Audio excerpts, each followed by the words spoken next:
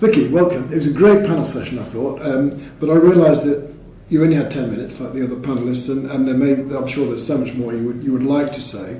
I thought you did a great demolition job on the gap between rhetoric and reality, and you ended by asking questions like, how do we widen, well, you said we need to widen the definition of excellence, and the question really is how. You started to suggest it, but you only had 10 minutes, so let me give you a minute or two more now. Yeah, well, the main thrust of the presentation was that the definition that we have currently of excellence is really narrow and very exclusionary. It's about, only admitting the applicants with the highest possible grades that the market will bear. Yeah. It's about research being massively privileged over the teaching function of institutions.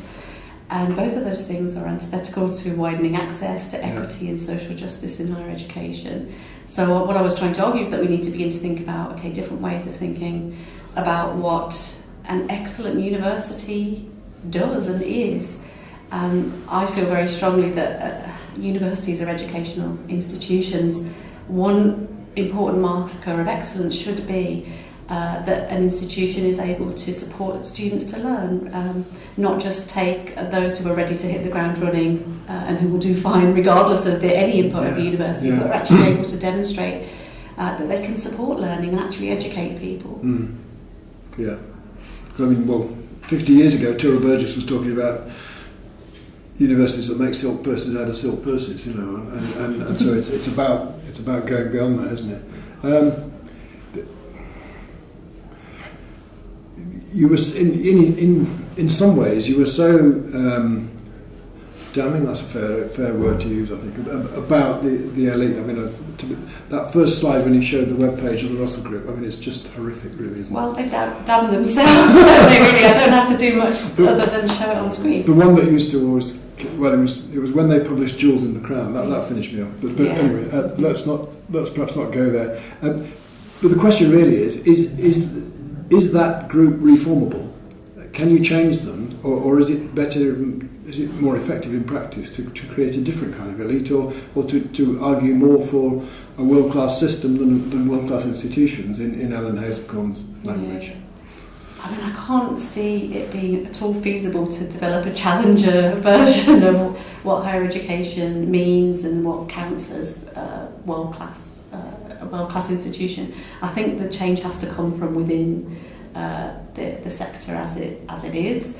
There was a really interesting discussion after the talks today about whether we should be using additional metrics as part of league tables, for example, diversity indices, value-added indices, as part of the calculation of who tops the rankings as a kind of, I don't know whether that's a carrot or a stick, a bit of both maybe, but a stick could be funding penalties for not demonstrating a social mission and demonstrating genuine inclusionary behaviours in terms of recruitment of students, but also teaching methods and so on. So there's that kind of avenue for changing what currently is, but as I said in the panel discussion, I think it's ultimately, you can do so much with metrics and with the stick of funding, but ultimately it comes down to values and whether you can persuade vice-chancellors of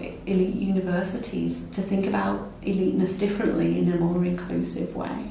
Yeah. Good. I mean, fundamentally, and again, Ellen was making some points. Ellen was making the point it's not just about the neoliberal environment and competition between institutions and so on. There is an accountability question as well, which would exist regardless of the system that we were in. And it's fundamentally, it's a wicked problem, because quality is extraordinarily difficult to get hold of and to specify in any way. But accountability it's reasonable that people should be accountable for these very large sums of money that's being spent. So how do you get a simple answer to a very complicated question is where we start from. And Helen, was you or Helen made the point about multi-rank being dismissed and these various other things being dismissed. And I couldn't agree more that we need to somehow bring values more into the equation. But is it just about inclusivity? It's more than that, I think. I suppose when you said accountability, it made me think of honesty. Let's be honest about what, as institutions, we can claim credit for and what we can't. Yeah. So, it's a big part of the reason why some institutions have much better graduate returns is not because the education's better, it's because it's an institution that serves already elites and those individuals are going to do well in the labour market regardless. Yes. And then there's the badge that goes along with having attended one of these institutions, regardless of the quality of the education that you received there. Yeah. And credit, I'm not saying that the education received is bad, but what I'm saying is a lot of the credit is attributed to the quality of the education. It's actually just the social position of the institution and the badging that it provides. And I can understand why vice chancellors would want to claim that credit for their institution, but in all honesty, how much of the credit for the outcomes of their students can they really claim? I think it's partly about being a bit honest about what actually the institution is providing. Yeah, and the irony of that, of course, is that in the same breath almost, as you showed with that Russell Group example, the institutions say, well, we'll do what we can, but really the problem lies further down where the schools aren't delivering us the best qualified candidates. So it's a bit of a negation of that wonderful responsibility, right? There's and use that wonderful phrase about heroic survivors or something like that. Yeah, the heroic disadvantage. The heroic disadvantage. We'll have lots of working class students as long as they have massively overcome all of this diversity to have AAA star A-level. That just doesn't happen. So basically what you're saying is you're going to have two people from free school meal backgrounds, because that's what we're talking about if we're saying the standards have to be extremely high. Yeah, I don't know, from working in a kind of large post-92 institution, as it was still called in those days because it was a while back, I used to sort of get very irritated when I could see Oxford spending £20,000 on one student, and we had 20,000 students who might have liked to have similar opportunities. Yes. Yeah, absolutely. Yeah. The resource disparities are not things that you can claim credit for, that you're better, that you're better resourced, but it doesn't mean that you're better or doing a better job with the resources that you have. And yes, as you say, it's about values and what is actually driving the institution. I mean, part of that I think is what you might. I think your phrase was social mission. It's the way the university defines itself and its responsibilities. Yes, and I think there's such an emphasis on position taking in the global field of higher education that the national and definitely the local mission and purpose of universities has really been lost. So the connection to place, to local communities, is really very minimal nowadays, in a way that it wasn't historically. Which is, I guess, particularly true of the Russell Group, those elite institutions, rather than, I don't know, my old university of the West of England or something, which defines itself in its place, in those terms. Absolutely. But some research that we did in Scotland looked at the whole spectrum of institutions pre and post 92, and we found that even in the newer universities there are areas of provision where the institution is vying to play in the national and the global fields, and on those courses very much the same conditions apply of as much academic selectivity and admissions as the market will bear, a focus on recruiting students who are going to hit the ground running not with no input from the university, but who will do well regardless of what happens once they get to the because institution. Quite a lot of everything else, they're not so expensive to teach. They're easier to teach, much easier. And so, it makes sense if you're all about efficiency, but we're not all about efficiency, right? and well, especially if you're in a tightly resourced institution, it can be hard to kind of hold that line when you really are looking for a bit of slack somewhere.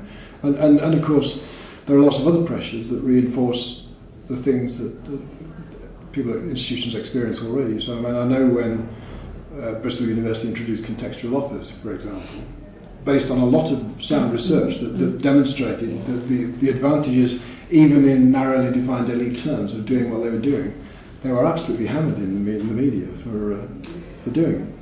I know, and that was despite showing that state school pupils with 2 grades lower Yeah, at that's A-level right. would do Yeah. just as well, would be Yes. just as likely to complete, to get a first or a 2-1. And people were up in arms about it, which is ridiculous. I mean, I argue to go further than just a 2-grade reduction in entry requirements for disadvantaged learners, because I think you have to actually go quite a way down to fully recognise and acknowledge the disadvantages that they faced in their home lives and in their educational lives that have impacted on their grades and their ability to demonstrate their potential. But that, is a very difficult sell to institutions that don't really have a teaching mindset and don't really think of themselves as teaching institutions. Yeah.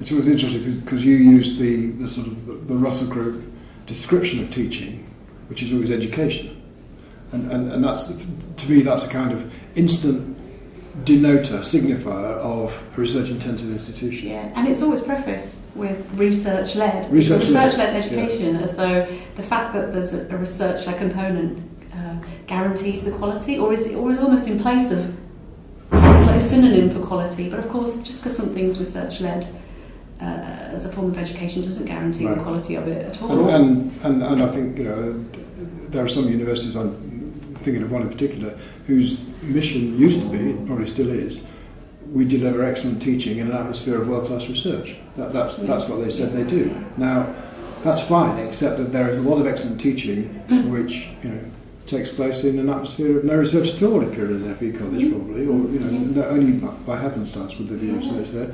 And actually, that's where you find some of the best teaching around. I know. So the fact that research is put on a pedestal really damages the pedagogical mission of universities. Because it's just undervalued entirely. And we've been reminded by John Taylor in that lecture about World War I that's only happened in the last 100 years. Perhaps the next 100 years are going to be very different.